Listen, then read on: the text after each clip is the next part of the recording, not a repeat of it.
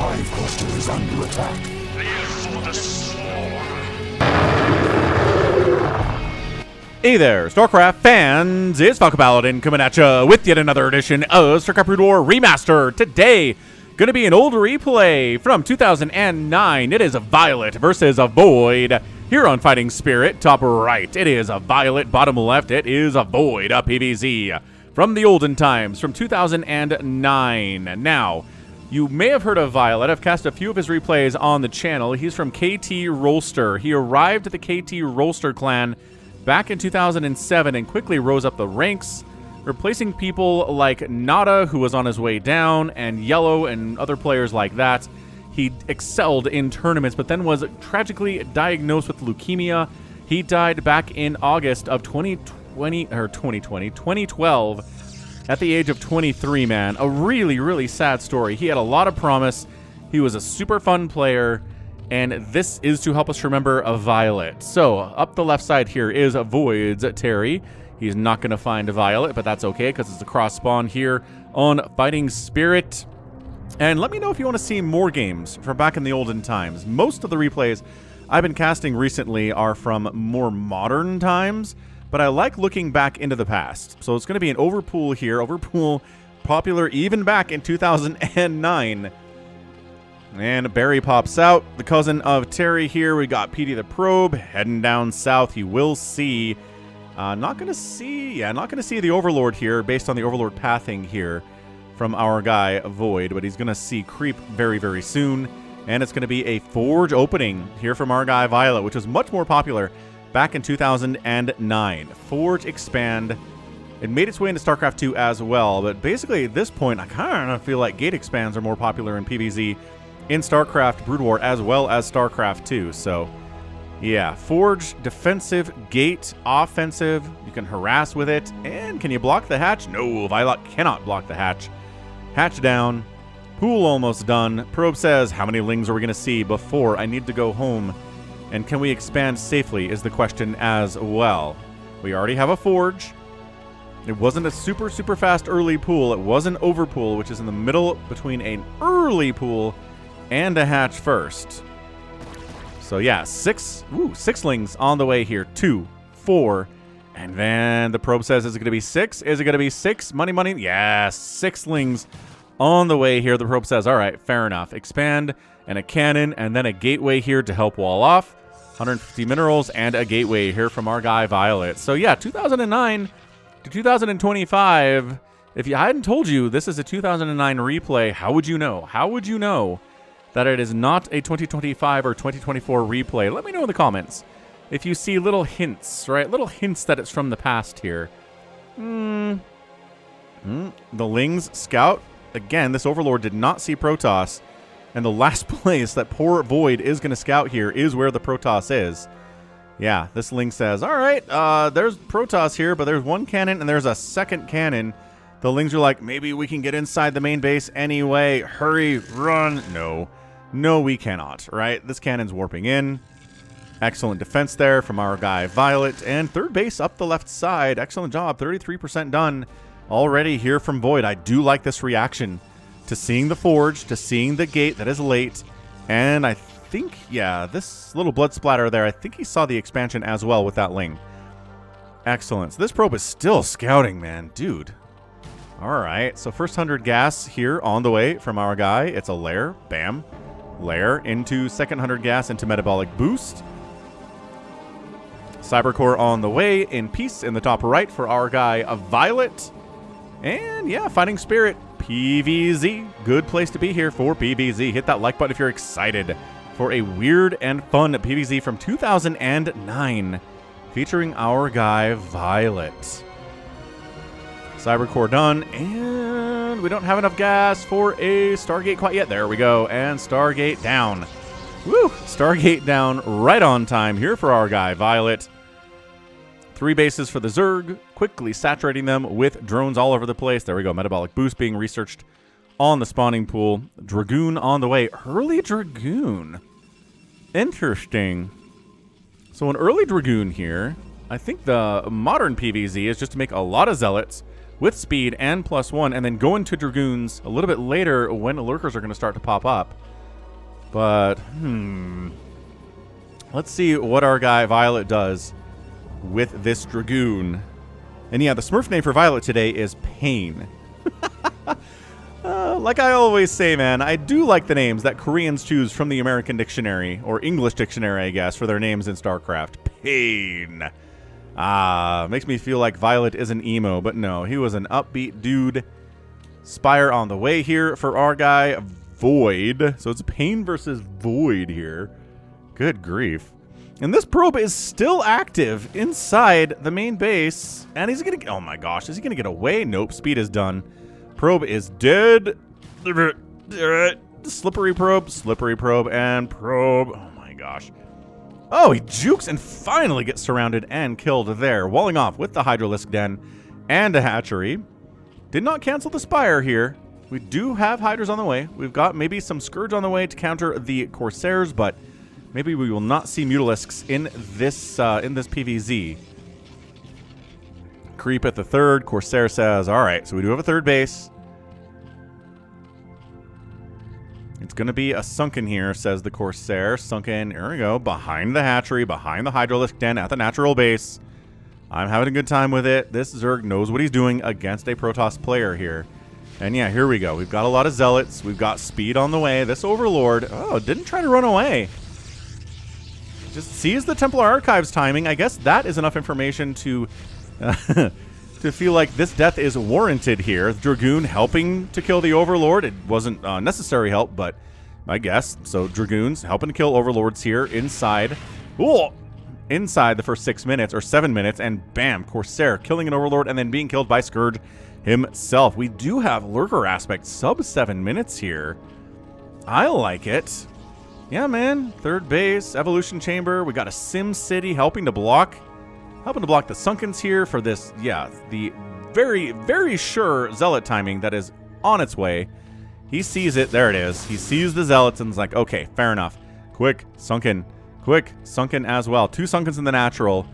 2 Sunkens in the third. I love it. We are prepared for any number of Zealots at this point that are possible from the Protoss player at 7 minutes anyway. And yeah, look, check it out.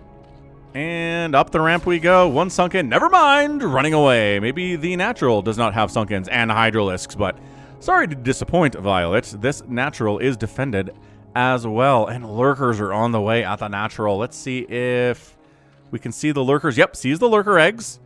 And 2 Sunkens. And all right, fair enough. We're going to go ahead and back up if that's okay with you. VoiD. Robo Facility. Saying, okay, Lurkers on the way. We need detection. We need mobile detection. We do have cannons. Mobile detection on the way here. And, okay, into the third base we go. 2 Sunkens, no Hydras. Oh, it's a Lurker and a Lurker. Run. Let's take a third base. We cannot kill the third. We cannot kill the natural base. Let's take a third. And this Ling up here, does he see it? He does not see the third base. His vision is very limited. He's only a small Zergling. And yes, he does see it now, but an early Archon. Wow, early Archon and 2 DTs. This Ling was killed by a DT, and I think he knows that. Oh, Zealot run by, taking damage, taking losses as they run by, but check it out, running and right to the Spire here, sniping down the Spire with these Zealots. +1 almost done. Who needs +1? We're a Zealot, man. Our attacks are super, super damaging anyway, and bam, Spire down. Oh, excellent job there by these Zealots. These Lings are not enough to clean it up here. Evac the drones. Excellent, man. What a crazy run by from these Zealots. Can he take down the spawning pool as well? Yeah, I think we can. Mutalisks here to help with the Zealots. I don't think that we were planning on making Mutalisks, but hey, we don't have enough to handle these Zealots, I guess. So Mutalisks are trying to do the job. And can we save? No, cannot save the spawning pool. But we did clean out the Zealots, I guess. That's a silver lining. Ow. Oh my gosh. A Dark Archon, sub 10 minutes. Here from Violet. Dude, Dark Archons are quickly turning into the meta in PvZ in 2025. But yo, Maelstrom? Maelstrom researched?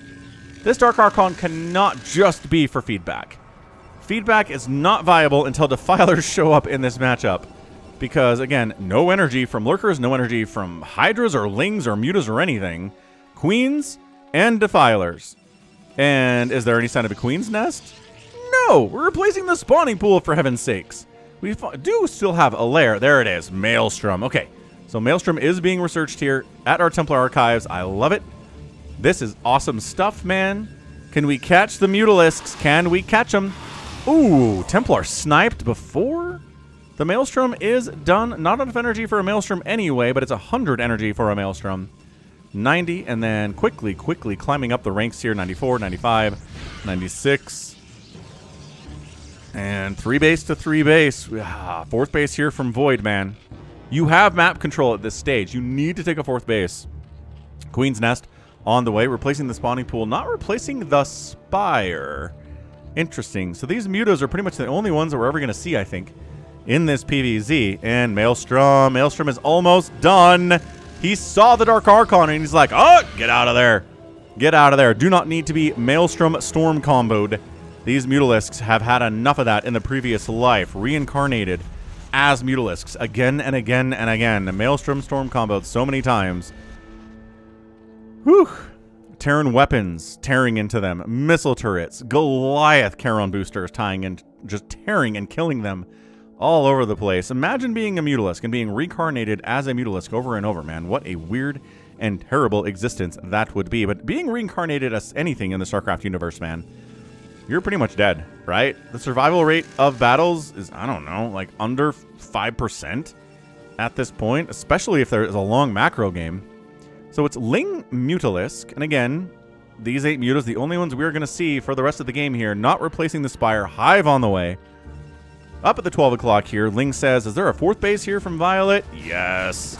There's no reason to move these troops up here unless you are expanding. But no probe. Oh, there we go. Probe. Escorted. Checking to make sure everything is safe at the 12 o'clock. I love this from Violet. We got ourselves Singularity Charge on the way. We've got, oh, taken down a Corsair with this Mutalisks. This Mutalisk flock. And this Dark Archon's like, come on, come over here. I dare you to come over this way. It'll be awesome. Both players around 250, well, 300 APM from VoiD. From the Ever Clan. You ever hear the Ever Clan? Cast a lot of games with them in the past, but should be a pretty good clan here from VoiD. 300 APM Zerg player back in 2009. 6th base, no defense. But look at this. Probe has to cancel at the 12 o'clock. That dies, but this is totally dead. Yeah, canceling a Nexus is not as bad as actually losing an entire hatchery.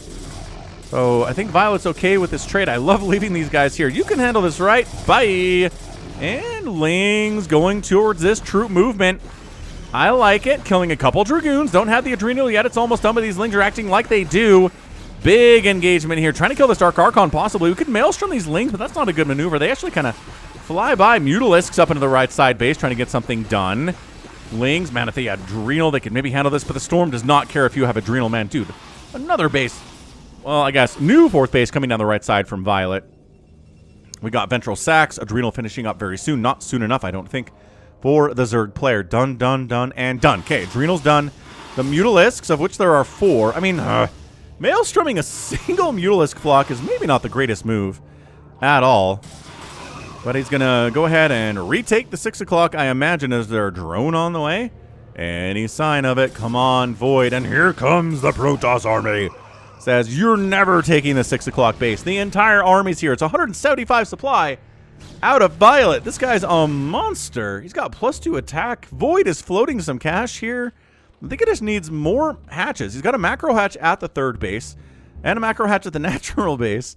So he's got macro hatches. He's just not using them very well. He needs more, I would say, Hydralisks at this stage. Again, I don't know if his Hydra dodging of Storm is very good or not, but he's really not making any of those Hydras, dude. He's up to 2,000 minerals. Meanwhile, 200 minerals from Violet. Scourge just kind of flying through this group. They were trying to snipe observers. They did not do a very good job of that at all. Checking to see if there's a 12 o'clock base there for the Protoss. No, but he's got this one. Dude, this is absolutely insanity. A drop play would be sick for the Zerg player to help him get into the swing of things. He doesn't have the 4th base back. He's got the Hive. Ooh, here we go. Oh, he's going to load up these Lings, and he's going. Maybe we're going to go for the natural base. Maybe the main base too while we're at it. This is going to be crackling load up time. 1-1 cracklings, man. Pretty scary stuff. Ventral Sax isn't done yet. Hold on. Done. Now load up. That's the load up sound. I like it a lot. Drone thinking about expanding up here. No! Violet is all over these positions that are potentially expansion locations for this Zerg. Down here. Nope. Denied. Top left. Denied. Making sure there's nothing here. Also denied. This drop needs to get a ton of stuff done if this is going to work out for VoiD today. He's in a lot of trouble. There are no High Templar in the natural base. There's 2 here that just came out. Not enough energy for Storm on those guys. He just goes right for the main. Oh my gosh, he's going right for the main. Here goes nothing. Doom drop into the main base. There are cannons here. The High Templar just not enough for Storm yet. Thinking about it, very close. Unloading. Can they get the main nexus? The cannons are down. Are there enough storms to kill these lings? Beautifully placed. Archon's trying to come in. Archon defending his Archon buddy as he tries to morph in there. No. Archon down. Reaver's joining the party. A lot of dead Zerg here, man. This is not looking good. Reaver connections looking fantastic. The Nexus doesn't die. Some cannons died. Some workers died. But it's still 52 probes to 48 drones. Should have expanded behind that. Maybe there, maybe here. Could have done. I mean, Violet didn't even send his whole army home. He just sent what he needed home. And I think these overlords are empty now. I think every ling that unloaded there is dead now. Not ideal. Chitinous plating's on the way. Maybe some Ultralisks, but against the Reavers, not going to be ideal. Plagued up feedback, but no, used its energy on a plague, so the feedback doesn't actually kill the Defiler. Sick. Sick play from VoiD here. He's up to 3,000 minerals. Please spend your money. VoiD, you gotta do it. So that's one thing that tells us this is an 09 game and not a 2025 game. You do not see players floating this much cash. I mean, Violet's floating some cash, but he's maxed out. The Zerg player's got 50 supply available. I mean, he's gonna fire up 4 Ultralisks, which is gonna spend a bunch of his cash. Crackling's trading very well against the Zealots, as they like to do towards the later stages of the game.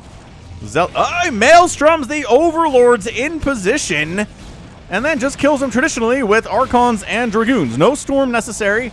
We just kill everything with our anti-air basic attacks. Thank you very much. I think these were empty Overlords, though. I think it was a fake-out drop attempt from VoiD.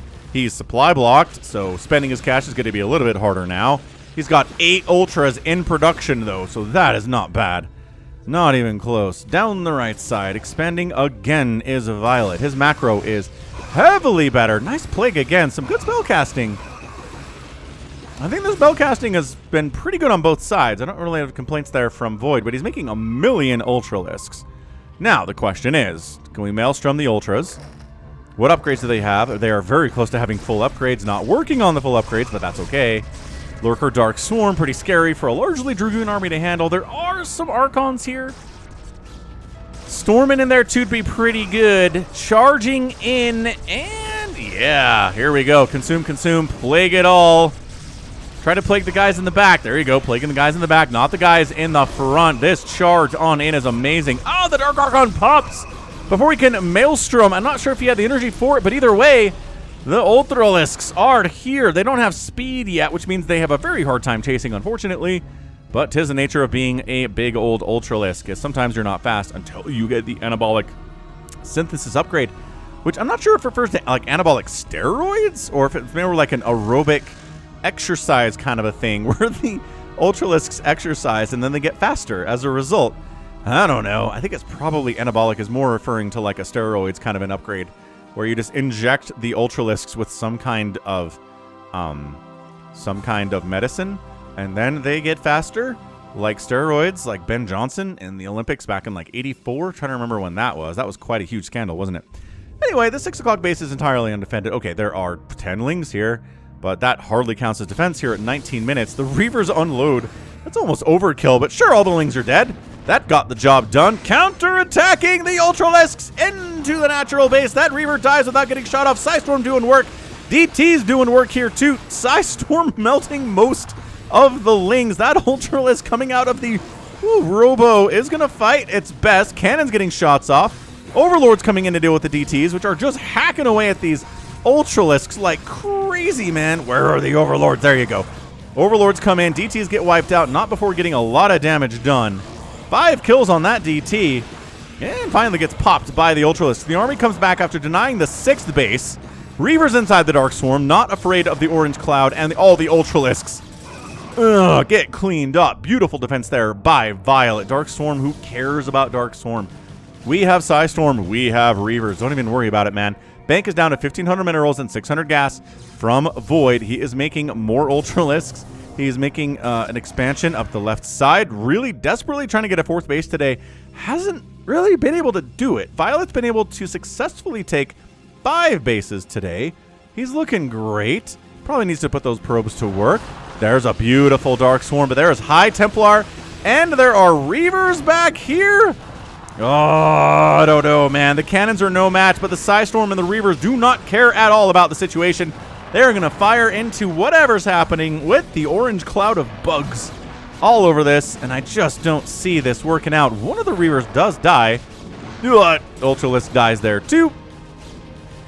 And, oh, dropping a few cracklings into the 5th base. Can he save the Nexus? Absolutely, Reaver can.